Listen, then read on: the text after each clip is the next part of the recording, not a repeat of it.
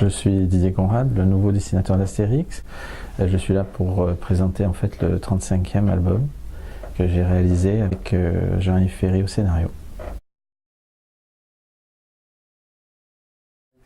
Oh, ça a été long, laborieux, difficile. En fait, Jean-Yves avait commencé à travailler 2 ans avant mon intervention, si on peut dire. Il avait bouclé son scénario en 6 mois. Après moult aventures, parce qu'il y a eu un processus de sélection pour le scénariste également. Donc c'est lui qui a été choisi, il a fait son découpage. Après il y a eu un dessinateur qui était le dessinateur désigné par Uderzo. C'était son encreur personnel depuis plus d'une vingtaine d'années.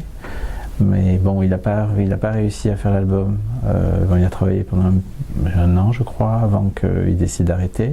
Et donc là, on a cherché un autre dessinateur en catastrophe. Donc encore une fois, on a fait un tour de table, on a essayé de voir qui pouvait le faire. Il y a eu des tests, et c'est moi qui ai été choisi par Uderzo.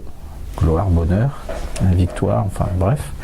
Et après, soudain, information, voilà, il faut faire l'album 35 le plus vite possible. Là, choc émotionnel intense. Et voilà, je me suis mis au boulot, et au bout d'un certain temps, qui était beaucoup trop court, j'y suis arrivé. Voilà.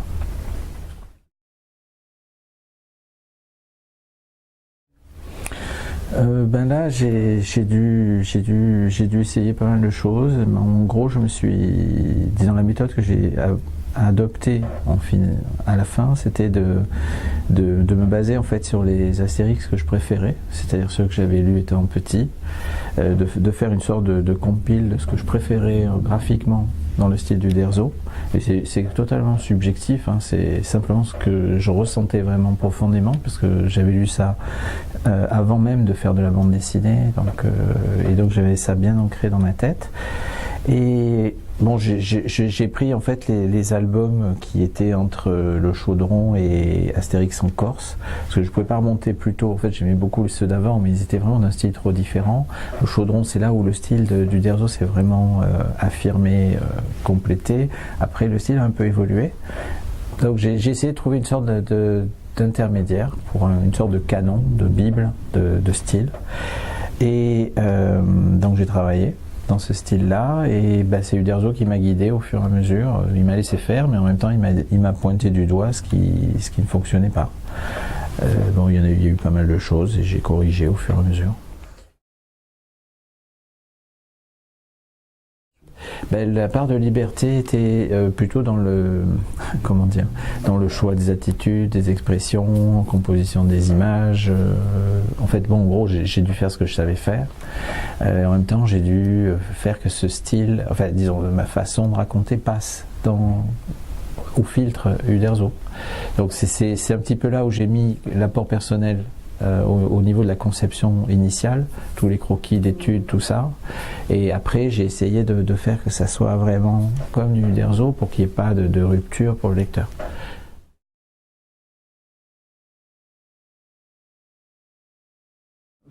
Justement, je vais faire un Spirou là, donc je vous dirai après.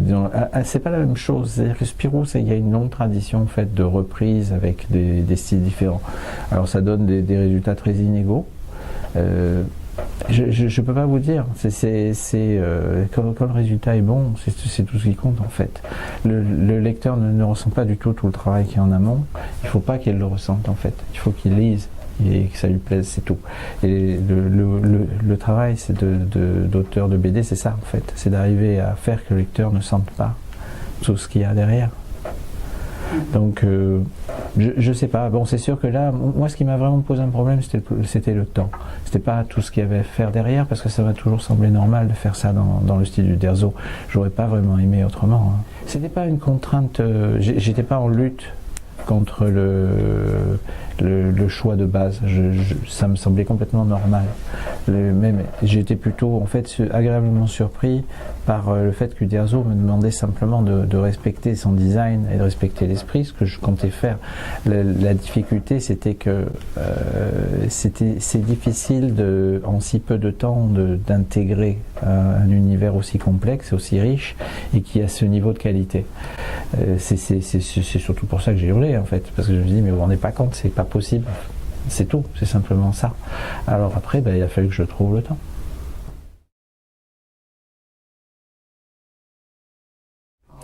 Absolument, mais tout le monde ressentait de la pression, donc ça, pour ça c'était assez démocratique. Démocratiquement appliqué sur tout le monde, que ce soit l'éditeur, Uderzo lui-même, qui a de la pression comme ça depuis les succès d'Astérix, donc il a l'habitude, pour lui c'est facile. Pour les autres, pour les petits, les 100 grades, c'est autre chose. Et évidemment, pour Jean-Yves ou pour moi, ça a été beaucoup de pression. Je crois que Jean-Yves a plus souffert parce que c'était beaucoup plus long pour lui. Sur 3 ans, avec toutes les fluctuations qu'il y a eu, il y a eu bien du mérite. Moi, j'ai eu une pression constante, appliquée quotidiennement. Et j'ai perdu 18 kilos.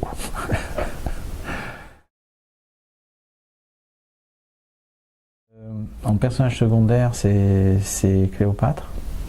Parce que j'aime bien les personnages féminins et j'aime bien qu'ils soient bien personnels. Autrement, je préfère Astérix à Obélix pour des raisons, je ne sais pas, j'ai aucune idée. Je pense que c'est parce que petit, je m'identifiais plus à Astérix. Obélix est plus attachant, bien sûr, mais je me suis toujours plus identifié à Astérix.